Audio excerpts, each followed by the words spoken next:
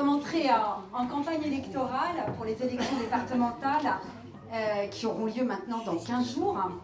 En décembre dernier, je m'en souviens, c'était le 4 décembre, comme quoi la campagne a été, on le savait, courte. C'est presque avec un effet de surprise que je constate que nous arrivons au terme et que le 22 mars est en ligne de mire. J'ai quand même envie qu'on se rappelle de 3 choses. Donc la désignation des candidats avec nos suppléants, Sandrine et Fawzi, où nous avons été investis par le Parti socialiste aux élections départementales. Cette équipe, elle est solidaire, elle est soudée et elle est surtout engagée. C'est ce qui fait notre force aujourd'hui. Le canton, quant à lui, a été modifié. Il est plus grand, il est plus peuplé, 55 000 personnes, vous l'avez dit. En tout cas, c'est William qui l'a dit, mais on n'a pas eu de cesse de vous le répéter sur le terrain. C'est effectivement un canton qui a été élargi, puisque Bordeaux-Nord a intégré de façon très accueillante le Grand Parc et Montgolfier. Et il est également cohérent, on peut le voir. Je suis allée un peu vite, non? Bon, c'est pas grave. Il est également cohérent entre quai et boulevard, entre histoire, Bacalan et les bassins à flot, et les nouveautés, puisqu'on voit arriver dans nos quartiers des nouveaux bordelais, ce qu'on appelle aujourd'hui des néo-bordelais, dans le quartier de Montgolfier en particulier, puisque, vous le savez, je suis de ce quartier. Et on peut voir une vraie complémentarité avec les quartiers de Bordeaux-Nord, comme Philippe, avec lequel nous faisons une complémentarité exemplaire, je pense. Nous avons très vite investi le terrain. Engagé une campagne que nous avons voulu au plus près de nos concitoyens, avec une équipe de campagne rapprochée, que je remercie tout particulièrement parce que vous êtes là et vous êtes aussi à la permanence. Et nous vous demandons tout le temps quelque chose, mais vraiment merci du fond du cœur. Et vous êtes investis avec une furieuse envie d'en découdre, et ça nous porte.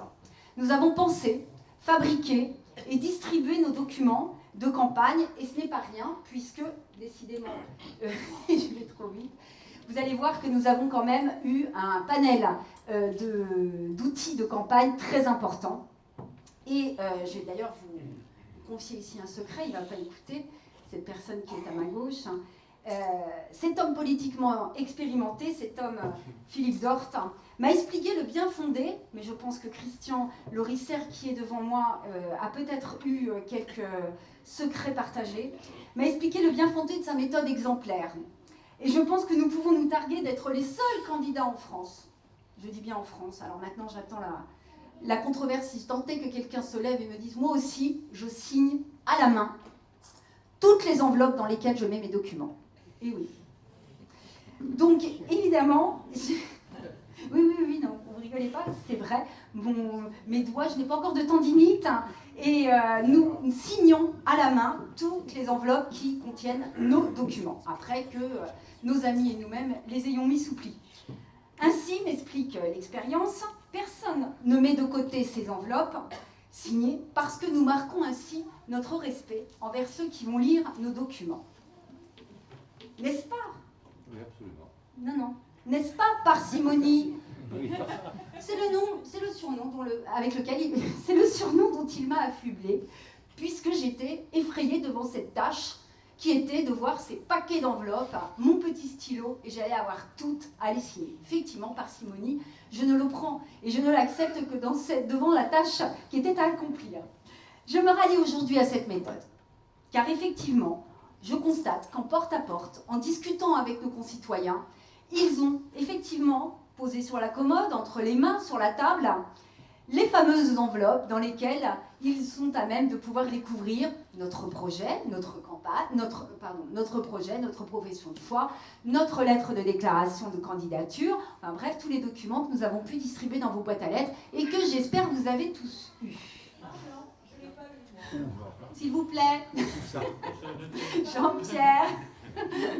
Écoutez, normalement, effectivement, vous auriez dû avoir dans vos boîtes aux lettres au moins 3 volants de documents. Mais ils sont tous là, vous allez pouvoir vous rattraper, chère madame.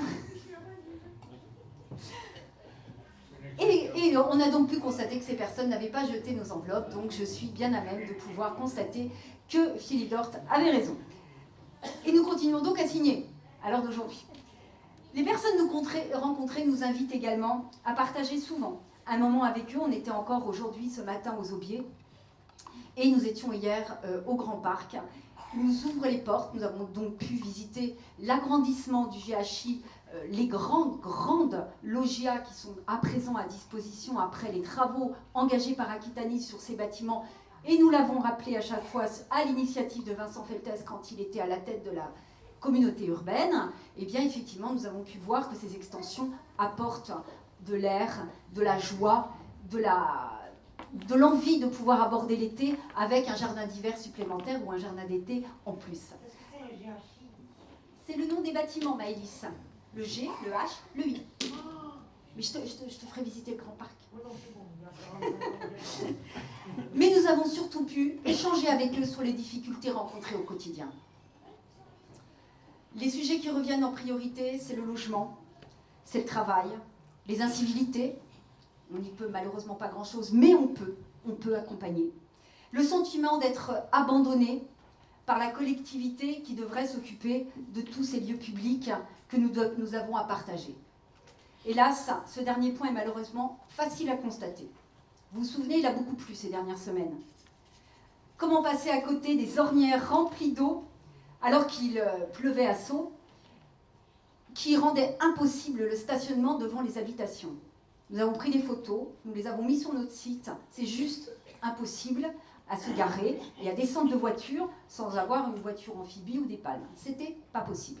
Donc nous avons pu constater que l'accessibilité au bâtiment était fortement compromise. Comment ne pas voir les trafics qui s'organisent au pied des immeubles, au vu et su de tout le monde, alors que les habitants nous disent que parfois ils n'arrivent même plus à sortir le soir ou à rentrer de l'école sereine ou serein avec leurs enfants. Nous les avons pu les constater. Nous avons également pu discuter et échanger sur ces populations. Comment éviter les encombrants qui sont déversés au pied et devant les portes d'immeubles alors qu'il manque cruellement de locaux pour pouvoir les entreposer. Et que les services municipaux ou intercommunaux ne font pas leur travail de ramassage sur ces endroits-là.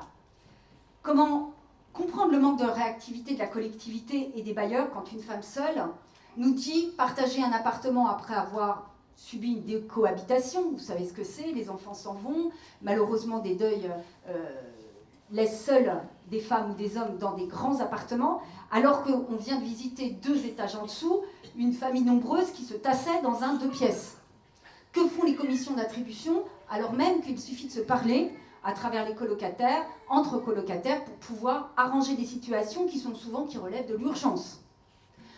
Ce sont des questions qu'on se pose et sur lesquelles j'ai envie d'apporter des réponses. Comment excuser le délabrement de l'école Schweitzer? Là aussi, nous avons fait des photos. C'est pourtant là que la mairie nous invite à aller voter, le 22 mars. C'est pourtant là que la mairie a délocalisé le bureau de vote qui était traditionnellement à l'école Condorcet et qui va malheureusement, on le pense, perdre certaines personnes sur le parcours ou sur le trajet, car souvent, on leur dit de vérifier sur leur carte d'électeur reçue récemment, eh bien, ils n'avaient même pas fait attention que le bureau de vote avait changé. Il faut voir l'état de cette école, et nous allons la visiter vendredi prochain, à l'initiative de maîtresses que nous avons rencontrées. Ces réponses à toutes ces constatations, que je n'accepte pas évidemment, c'est ce qui me motive pour devenir conseillère départementale. C'est entendre et comprendre, pour mieux répondre. Et instruire les dossiers qui portent sur les thématiques que je viens de vous citer. C'est bousculer les normes des services administratifs pour envisager facilement des solutions rapides, car nous voyons en permanence, tous les jours, au quotidien, que les réponses sont à apporter souvent dans l'urgence. Et notre administration est bien lente, trop lente. Ne pas se laisser aller à un quelconque désarroi quand on est face à cette détresse, c'est aussi pouvoir s'aguerrir pour pouvoir comprendre et agir. C'est quelque chose que j'ai appris au fil des permanences tenues avec Philippe et au fil des portes frappées et ouvertes, derrière lesquelles on découvre une misère que je ne peux pas accepter. Pas ici, pas dans mon pays, c'est pas possible. On ne peut pas accepter ça. On ne peut pas accepter qu'il y ait des citoyens de sous-zone. On ne peut pas accepter que des personnes vivent à l'heure actuelle sans pouvoir descendre. Nous avons rencontré une personne âgée qui n'est pas sortie de chez elle depuis 3 ans. Nous allons l'aider. On l'a regardé dans les yeux pour lui promettre que nous reviendrons, et nous reviendrons. Parce qu'effectivement, ce n'est pas possible. La voisine d'en dessous n'était même pas au courant que cette dame ne sortait plus depuis 3 ans de chez elle. Ça existe et c'est sous notre nez. C'est dans cette tour devant laquelle je passe tous les jours. Ça fait partie des choses sur lesquelles je m'appuie au quotidien pour pouvoir mener à bien ce que j'entends développer demain sont mes compétences au sein des missions de la future Assemblée départementale. C'est prendre le temps de discuter plus longtemps avec les personnes qui passent la porte des permanences. Je vous l'ai dit, Philippe en tient 3 actuellement, nous en tiendrons évidemment une de plus si nous sommes élus le 29 au soir. Car on sait qu'à chaque fois que la porte de la permanence est passée, c'est une personne en difficulté et des difficultés à portée supplémentaires. Non pas qu'on n'ait pas envie de le faire, simplement c'est quand même une personne fragilisée qui se rajoute à la lourde liste. C'est à se rappeler son téléphone pour débloquer une place en crèche à des personnes qui doivent travailler le lundi d'après et qui n'ont toujours pas de solution. Ça c'est pareil, j'ai vu les actions se faire, les actions se mener immédiatement, comme quoi c'est possible.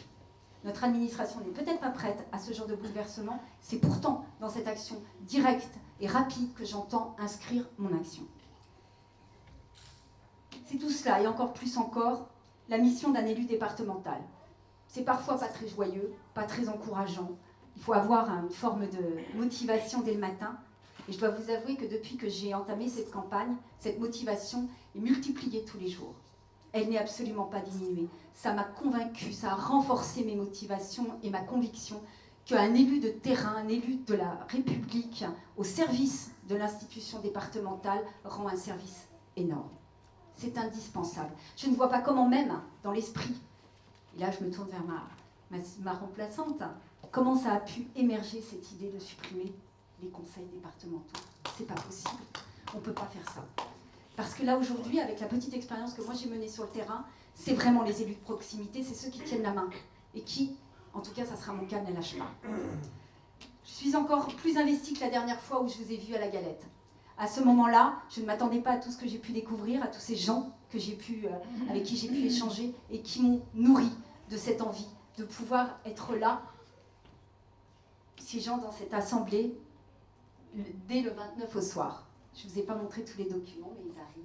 Voilà.